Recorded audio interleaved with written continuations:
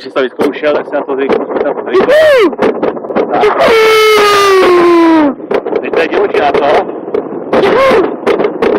Co to děláte?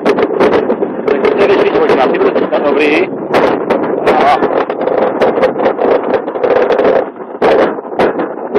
Udělal jsem trošku. Úplně pustím bresen. Aby to bylo, aby jsem trošku projel. No, proč tam je to bresen? Cože? Proč tam je to bresen? Bresen znamená čistou, to rozvětší. Aha, protože tam je tohle, že bych mohl takhle byl. Skoro jsme dostavili. Teď víš, proč tam byly ty postavený vozy? Víš, co to znamenalo? Teď víš, co byly tam ty vozy? Teď víš, co znamenaly tam ty vystavený vozy? Ne. Jakože se vybourali. Ty se vybourali, když někdo řídil. Ale je trochu, ať to mlčí. Taky vidíš, kde jsou oni? Kdo? No je. No nedojedem, oni jedou rychle. Jsou zvyklí. Proč?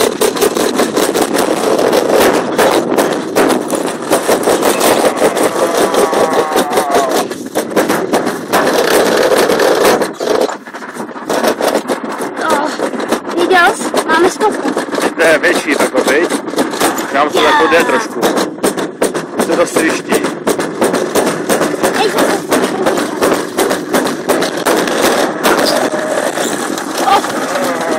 Teď se máme vybourat. Nemůže bourat. Teď bude bresen. Ještě bude nebo Langsam. Co? Langsam bude jak Langsam je tamhle.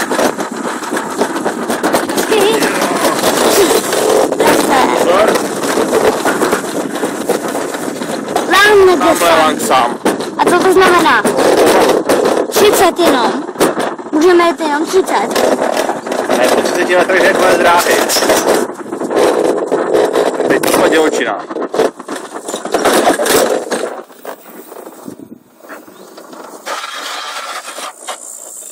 Ne. Dá tohle. Teď je zábradlík. Zábradlík, chop se zábradlík.